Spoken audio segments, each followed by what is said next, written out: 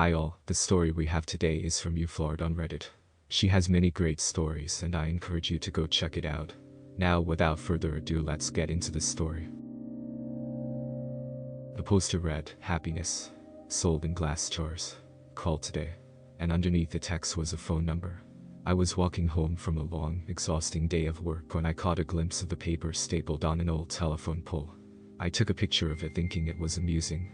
I was going to show my wife once I got to her apartment, but I was caught up with chores and forgot about it. Dinner, dishes, laundry, packing a snack for our daughter, putting her to bed, then putting her toys away that she'd left out in the living room every night. It was the exact same routine. The next day, I awoke sleeping back to back with my wife. I always had to get up earlier than she did for my job, so I quietly got ready for the day and headed out the door. At work, I was updating the company's latest expense report. Most days were similar to this one. They were basically paying me to stare at a computer for 9 hours a day and input a couple numbers into a spreadsheet. I finished my work very quickly, so I decided to head out of the office early. It also helped that it was a Friday, and a lot of people leave early at the end of the week. On my walk back, I was thinking of what my life had become. I did this often. I always dreamed of traveling when I was younger. I wanted to drive across the country or solo backpack across Europe. Then I met Kelsey. Don't get me wrong, I loved Kelsey. I mean, I still do. We just don't have that spark anymore. When you meet someone and get in a relationship, whether it's meant to be or not, some of your personal life plans have to be put on hold. And then that relationship turns to marriage, and then you have a baby, then you have to enroll your daughter in a preschool, then you have to get a better paying job and work more hours, and blah, blah, blah. I'm not trying to throw a pity party for myself. I'm just saying I wasn't exactly content with where I was in my life. I wouldn't have referred to myself as a happy person. As I took the same route home that I did every day to work and back, I walked by the same poster I had passed the day before. I don't know why, I really don't, but I decided to call the number. I figured it would be some joke. Maybe someone just picks up and says, "I love you," on the other end and hangs up. Or maybe it's a line to a sex worker. I had no idea what to expect. I called. It only rang once before someone picked up. "Hello," a woman said. Hi, I'm calling about your poster." "Your ad, oh, awesome," she said calmly. "When do you want to pick it up?" "Pick what up?" "The jar," she said, like it was the most obvious thing in the world. Oh, of course, I realized then that I had left work early without telling Kelsey, so I could just go pick it up now, and she'd be none the wiser. "What exactly is it that you're selling?" "I just told you. It's happiness. In a glass jar. Like the poster said. Happiness keeps best in glass jars. They're more durable than, say, a plastic bag." Okay. Should we meet somewhere for sure? I don't want you to end up being a creep or something, so let's go to a public place. The public place we decided on was a Starbucks parking lot a little over a mile from me. Now, I didn't think I was really going to be buying a jar of happiness or whatever. I was 99% sure she was going to sell me drugs. Maybe heroin would be in the jar. I remember thinking, oh no, happiness is probably a nickname for some street drug, and I'm going to a drug deal. What if she's a cop? Am I going to be arrested? But something inside me told me to keep walking, and so I did. I stood outside and texted her. Me. I'm here. Her. Cool. Be there in a sec. Me. What are you driving? Her. Silver Camry. And as her final text came through, I saw her car pull in. She took a spot not too far from where I stood. I could see there was no one else in the car, which put my kidnapping fear to rest. She opened her door and stood on the pavement, looking around until her eyes met mine. I gave her a little nod of acknowledgement. She simply responded by waving her hand, gesturing for me to come over to her car, so I did. She was young, maybe mid-20s, with curly golden hair. Her skin was pale and contrasted with the all-black outfit she was wearing. I thought she looked like Glinda the Good Witch from The Wizard of Oz had put on the Wicked Witch's clothes. "Nice day out," she said as a greeting. "Oh, yeah it is. Hadn't really paid attention to it. You were the one that called about the jar, right?" "Yeah, that was me." "Cool, well, here you go." She handed me a very small glass mason jar. It couldn't have been more than 2 inches tall. Inside of it was a light. Not a light bulb, just light. It was like someone bottled up sunshine. It glowed even in the mid-afternoon daylight. It looked like a tiny sun, or a tiny universe existing in this little crystal-walled home. I was admiring it with no attempt to hide the awe on my face. Pretty rad, isn't it? What is it? You've asked that, like 3 different times, I think. My answer is still the same. It is happiness. Happiness in a glass jar. What do I do with it? Keep it, she said simply. If you have any problems, shoot me a text. She started to get into her car. Wait, I said, I thought you were selling this. How much is it? Don't worry, man, she said with a smile, you'll pay. She closed her door and I stepped out of her way as she backed up, then drove off. What the hell had just happened? What was I holding? I looked down at the jar again. Its radiance was simply mesmerizing. I put it in my pocket and could see its glow slightly through my pants. I began to walk home. What was just a nice, sunny day quickly changed into a rainy one with clouds wrapping the sky. It was not forecasted that it would rain, or else I would have ridden the bus or subway to work that day. I jogged home trying not to get too drenched. I finally found shelter once I made it to my apartment building. I walked up to my door and found that my key wasn't on my keyring anymore. Shit, I can't believe I lost it again, I thought. I knocked on the door and said in a somewhat loud voice, "Hey babe, it's me. I don't know what happened to my key." I heard the door being unlocked from the other side. When the door opened, I was greeted by a large, heavy-set man with greasy hair and unkempt goatee. He said, "I think you got the wrong door, but..." "Oh," I said, disoriented. "My bad, sorry, have a good one." He let out a chuckle as he closed the door.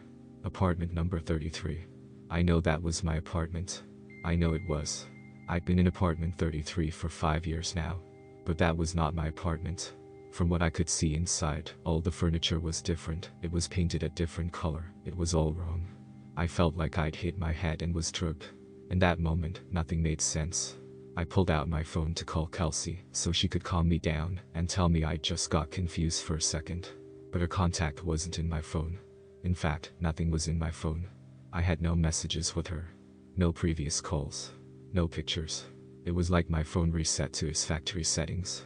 Did that girl somehow switch my phone out when I wasn't looking? I would have just dialed Kelsey's number manually, but I couldn't quite remember it. I had known it by heart before, but not anymore.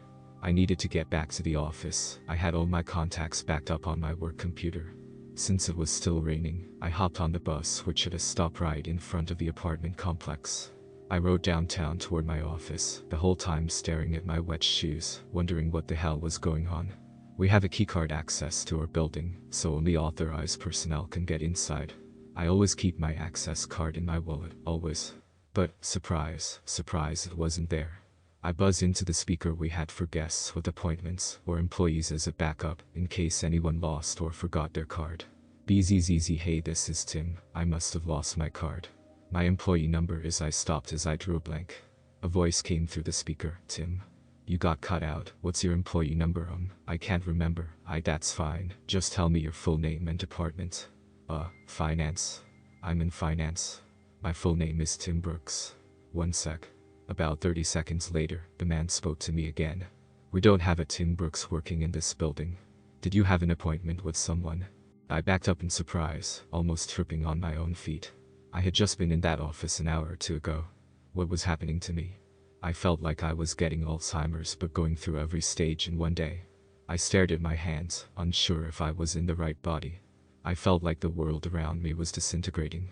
I wasn't in control. I was merely sitting inside somebody else's head, watching the world through their eyes.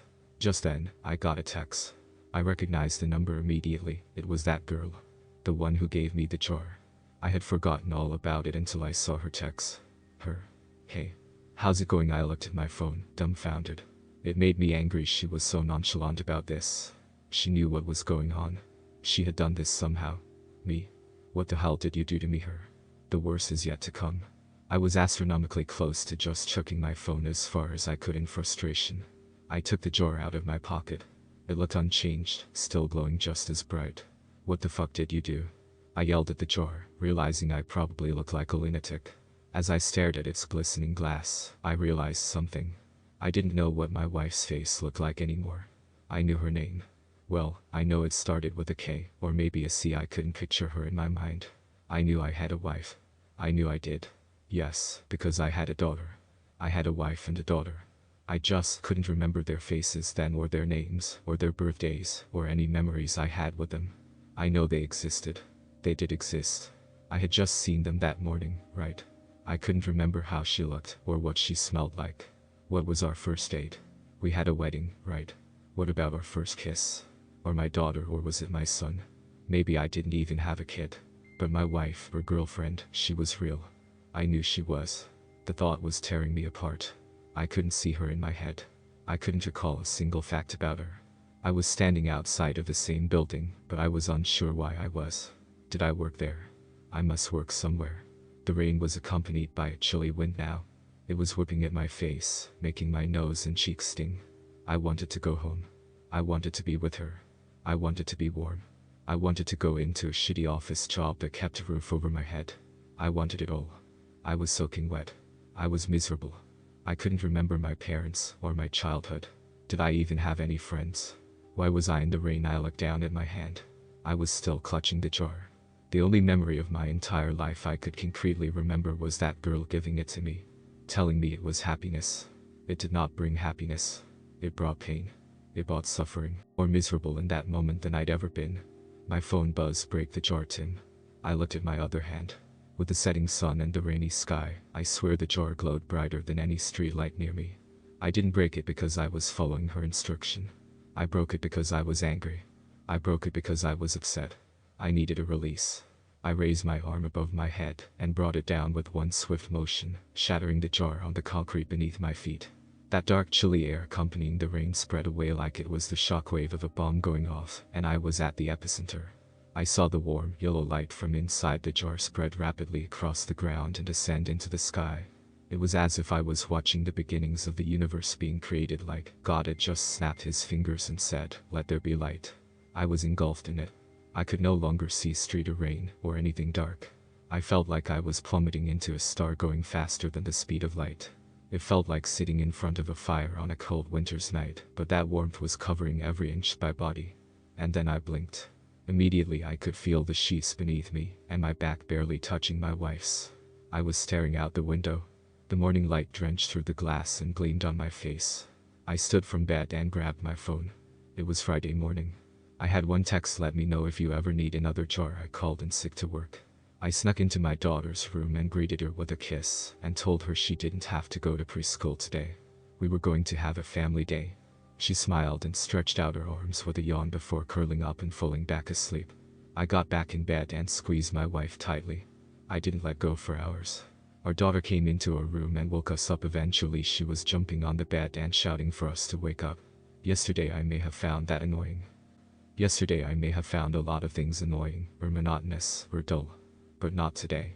Today, I pulled her under the covers in between me and Kelsey. Today was going to be a good day. Today, I was happy.